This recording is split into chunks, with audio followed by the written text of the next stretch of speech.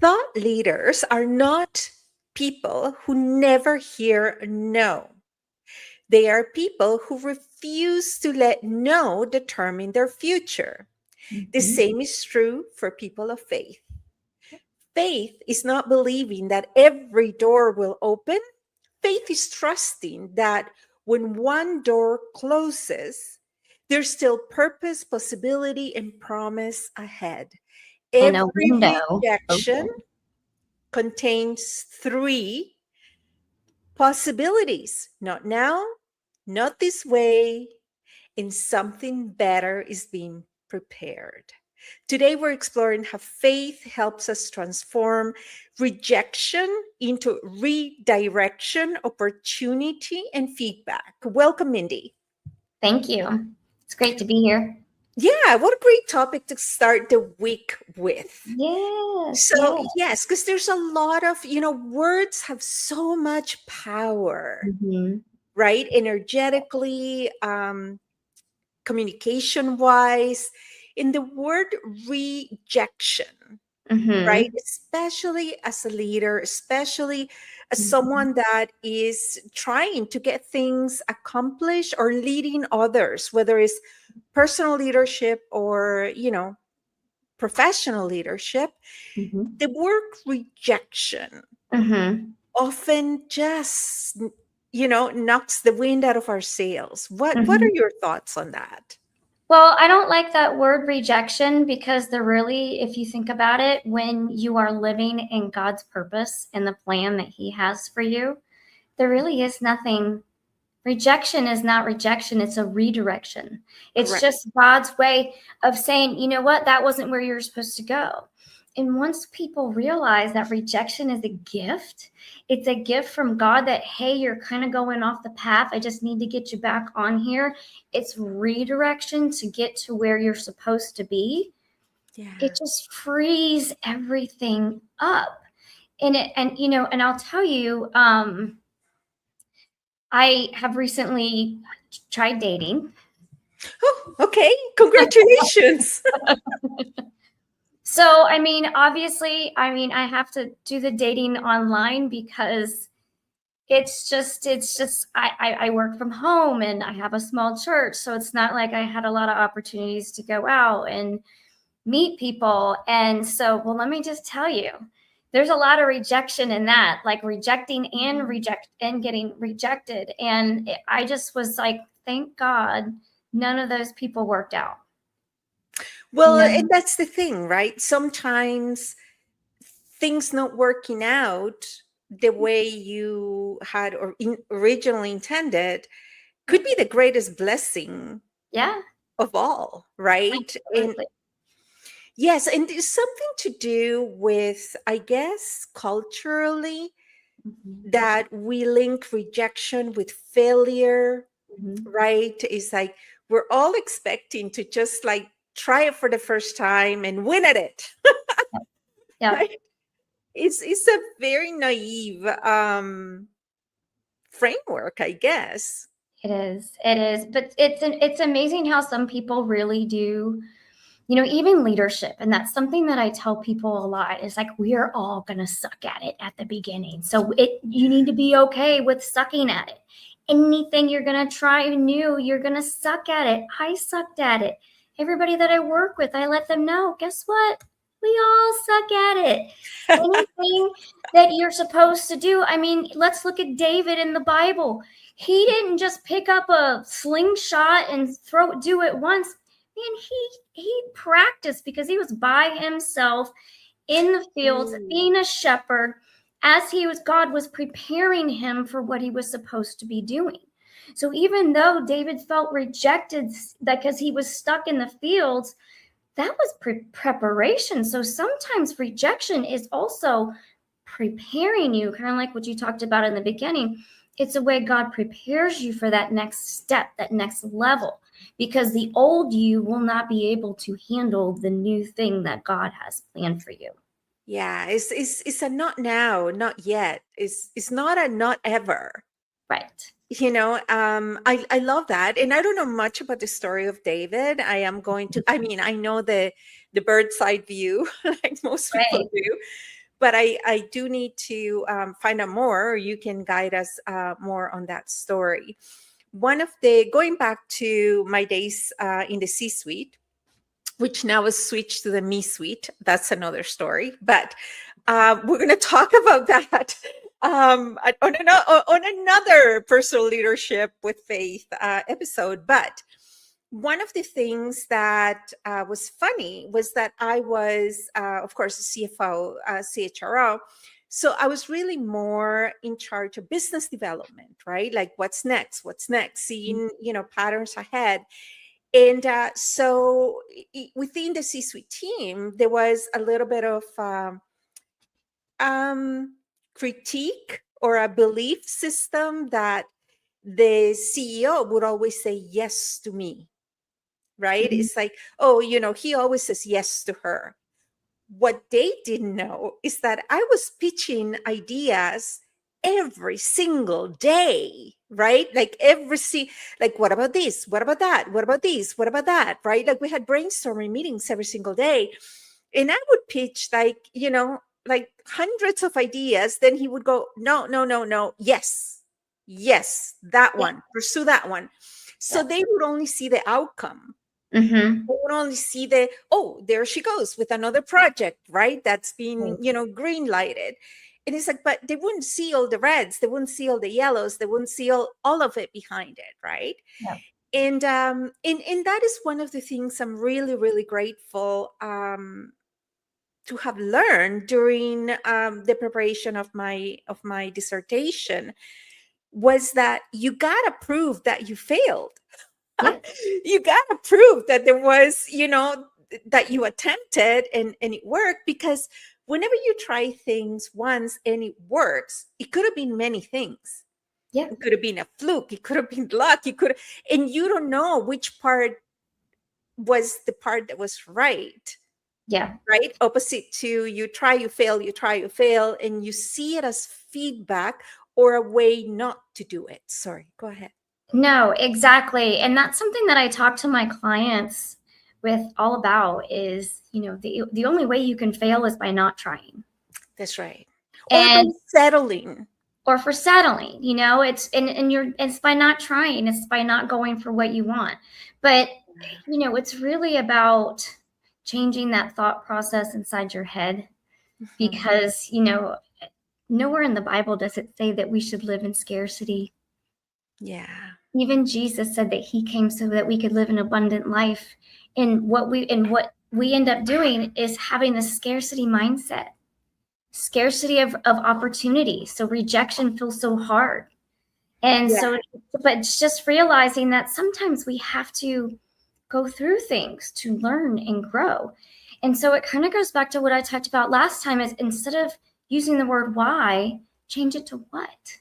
Yeah. What am I supposed to learn from this situation? And what does God want me to do with this? Yeah. And in the process, rejection and redirection and failing and not getting it right, they're not identities. No, It's just par for the course, it's right? data.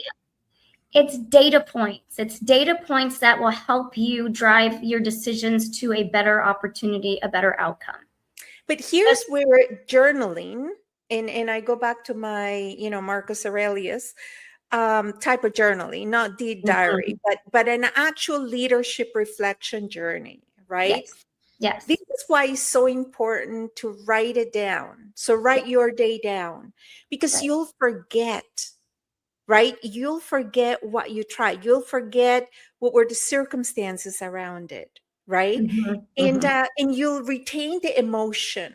You'll just retain the I don't know, karmic residue, for lack of a better word, and, Because, and it begins to build a belief system. mhm, But if you're not changing, if you're mhm. not recalibrating and realigning, right, is, if so there's two possibilities that I'm just visualizing right now. One is, you try, think of a recipe like when you're cooking. I'm Yeah. not a cook, so this is truly, esoteric kind of Mm-hmm. an abstract metaphor. But when you're cooking, you're following a recipe, right? Right. If it doesn't turn out, you don't repeat the exact same recipe, Right. right? You tweak it a little. You try, different temperature. Maybe it's the type of oven. Maybe yes, it's the right temperature, but for a different type of, appliance, right? The point is, if you don't write it down, is very within methodology and science, is that you write it down. Okay, so this is what I tried today, and it didn't work. Right. Okay, so tomorrow I'm going to tweak it a little, and what is the outcome, Right. right? And really just become, there's a quote that says nothing ever gets done unless there's a maniacal person that won't let go. Right? All the people that achieve big is because it's almost obsessive, right? Focus, single Mm-hmm. focus. Mm-hmm. Well, and it's also called perseverance, you know, Yes. and that's something that, I've learned about myself and how I've gotten to where I am is that I didn't allow rejection. I didn't allow the no's. I didn't allow any of that. I just learned it as feedback and as an opportunity to continue to grow and get better and move in the space where I'm supposed to be. One of the things that my mom always told me was that when you're living, the only way you're going to be really happy in this life is when you're living the plan that God has set out for you and you're in alignment with His will. And so when I realized that and I started getting in alignment with His will, that's when I'm the happiest. Yeah. And when I'm aligned with His will is when I'm helping other people succeed in life. Now, how do we know in coming from, philosophy to faith, right? Mhm.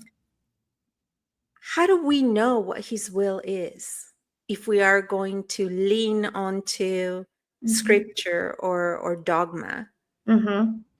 It's interesting because God talks to me and Okay. He's told me that He wants me to speak His word all around the world. Okay. And so part of that was writing that book so that I can do speaking and starting the motivational moments with Mindy, which is my YouTube channel. And Nice. so I'm really trying to lean into what He wants, and some things He wants me to do and some things He doesn't. But guess what? I still went out there. I still tried. And when He blesses something, He blesses something. He blesses my business all the time and Mhm. brings me exactly who I need and what I need when I need them. And He's continuing to bless that.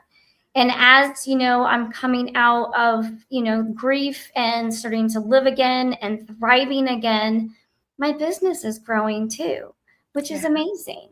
And so for me, I'm living in God's will, and I know that I'm living in alignment with Him because I don't have. It's not because I don't have something; it's because I have peace. I have Yes. perfect peace that everything will come out. I mean, May 1st, I had no idea how I was going to pay my bills. By 2 o'clock that afternoon, I had more than enough money to pay my bills. That's how God works because I trusted. I chose to trust Him. I chose to know that that money was coming through. And that sometimes is very hard for people to do. And you know what is that they're so, especially when you are in leadership, right? You are flying with your feet right on the ground, right? Yeah. And it's really that reconciliation between, I genuinely, and I don't know if this is cultural personality or what, but I'm really not into putting square pegs in round holes. Yeah. Like, I do trust that, that you have a goal that you're trying to achieve. So the goal is not the square peg in the round hole, because there's no such thing. The goal is the goal. But when you're in the process of accomplishing or trying to achieve that goal, you know, if you try and if it's not a fit, I move on. Like there's no move on the process, right? Right. Move on the process, because Yeah, sometimes, because well, if there could be various ways to get to that goal, that's right. and each way is going to be different, and each way is going to be, and some of them are ones that we come up with, and some of them are ones that God comes up with. So it really depends on which one we try. And sometimes it takes us a while, and we keep trying our thoughts instead of his thoughts. And of course, if it doesn't work, guess what? We go back and we try something else. But sometimes us trying the wrong path gives us the skills, knowledge, and talent that we need to get to the next path. Yeah, because it's not, sometimes it's not just about taking the hard path out of victimhood or self-righteousness. Yeah. Is about doing what is right, doing it right. Is because if you are doing things ethically and I know that is it varies, right? That's a Mm-hmm. construct, a human construct, ethics. But you do it with your own set of values and integrity and some kind of accountability and some kind of understanding. How is this a win-win-win, right? How does this make the world better? How does it make yourself better? And how is everyone, not everyone gets what they want, but how do we achieve a greater a sum greater than its parts, right? Right. I think the biggest thing is, and this is the one thing that I've learned from the Bible, and I've also learned this in leadership, not about me, especially Ooh. as a leader. It's not about me. Hmm. I So get to wake up every morning and just obey God. That's all I got to do. He takes care of everything else. But once you realize it's not about you as a leader, it's not about you looking good as a leader. It is about you putting yourself last. And it's not about you, it's about your team, it's who you serve. And if you look at what Jesus did as a role model, he even showed it's not about me. It's about the greater good. He yeah, died on the cross for our sins so that we could have an eternal life with him. It's not about me. And that's the biggest thing that people have a hard time with. And let me tell you, me too. It was all about me. I was selfish. It was all about me, me, me. What can I get out of it? The minute that I realized, I let go, and it's like, it's not about me. It's about my impact on the world. your role in it. You're a character in the story, right? Yeah. You may be the main character. Hopefully you are the main character in your own story. Yes. But Yes. yeah, so part of the challenge is that especially if you're a high achiever, right? And especially if you are a public thought leader, because one of the things that is quite funny, and I forget sometimes, is that, you know, on social media, because we use all media, right? Multimedia. Mm-hmm. Um, when you are appearing, when you're a digital, entrepreneur or a digital thought leader, Mm-hmm. um, people are watching you work. It's like this is like an open kitchen, right? Is people are engaging with you, and the people that know you and your children, and and like everybody is watching you, but you're working, But it's still not about me, because but what I but post it and and what I put out there. that is the exact point, right? Is that oftentimes we forget that is not, we forget to differentiate the human behind the message, right? Like, and it's not to say that there is incongruency, um but there's two separate things. Like, any thought leader that is putting themselves out there, that is failing publicly, because the minute you lead, the minute there's someone else in your team other than you, there is the level of, being accountable and doing it in front of people, right? And that's where you said, that's where the ego begins to play games on you. Mhm. And you have to keep reminding yourself that it's not about you. My media coach years ago um, said to me, because I made like an off cuff remark about, why didn't I start my public career when I was young and cute, right? Like I had to wait until midlife for me to do this. And he looked at me and he said, if you're doing this right, nobody's going to remember you. They're Yeah. going to say, I heard a lady once said, blah, blah, Mhm. blah, blah, right? And they're going to remember the substance and they're going to remember the message. They're not going to remember, some might, right? But they're not going to remember what you were wearing or what your hair looked like or whether you have wrinkles or not, right? And, Mhm. and that always baffles me on feedback that you get online, right? People are so focused on how you look, and people are so focused on like, people, that's just an image. Like, don't worry about it. Focus Right. on the message. What about the message spoke to you? Right. And so again, sometimes people are just wanting to be mean. And Yeah. so I just recognize People that, are hurting. When people are mean, it's because they're hurting. Hurt yes, people hurt hurting people. people try to hurt people. And guess That's what? right. We don't have to allow them to hurt us.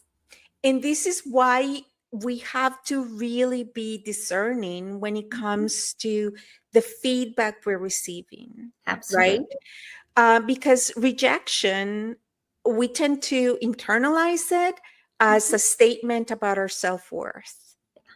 When really, a declined proposal becomes, I'm not good enough, right? When we do that, a missed promotion becomes, they don't value me, right?